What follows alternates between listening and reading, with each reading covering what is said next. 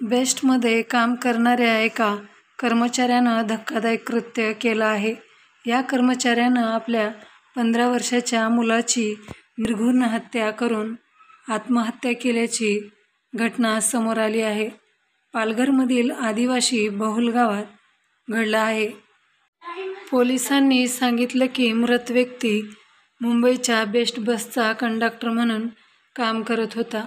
गेल्या 3 महिन्यापासून त्याला निलंबित करण्यात आलं होतं. त्यामुळे तो मानसिक तणावाखाली होता. प्राथमिक तपासात हे प्रकरण हत्या आणि आत्महत्या असल्याचं पोलिसांचं म्हणणं आहे. बेस्टमधून करण्यात आलं होतं निलंबित. बुधवारी पालघरच्या आदिवासी बहुल जव्हार तालुक्यातील पिंपळशेत गावात ही घटना घडली. मृत व्यक्तीचं नाव शरद भोये 40 आहे, जो Brihanmumbai electric supply and transport मध्ये कंडक्टर म्हणून काम करत होता. शरद गेल्या 3 महिन्यापासून निलंबित होता आणि त्यामुळे तो मानसिक तणावाखाली होता. पोलीस उपनिरीक्षक अनिल दिघोळे यांनी सांगितलं की शरद भोये त्याच्या शेतातल्या घरी गेला होता.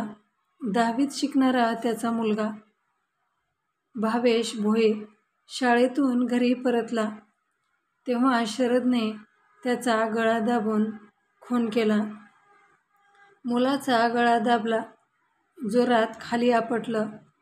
पोलीस तपासात असे दिसून आलं की गळा दाबल्यानंतर शरदने त्याच्या मुलाला जमिनीवर आपटलं. यामध्ये त्याला गंभीर दुखापत झाली, त्यामुळे त्याचा जागीच मृत्यू झाला. यानंतर शरद घराच्या दुसऱ्या खोलीत गेला आणि त्यानं छताला गळफास घेऊन आत्महत्या केली. मृत शरदचे वडील जवळच राहतात. घरी पोहोचताच दोघांचे मृतदेह पाहून त्यांच्या पायाखालची जमीन सरकली. त्यांनी तात्काळ पोलिसांना माहिती दिली. माहिती मिळताच पोलिसांनी घटनास्थळी पोहोचून मृतदेह ताब्यात घेतले आणि शवविच्छेदनासाठी पाठवले. पोलिसांनी या प्रकरणाचा तपास सुरू केला आहे.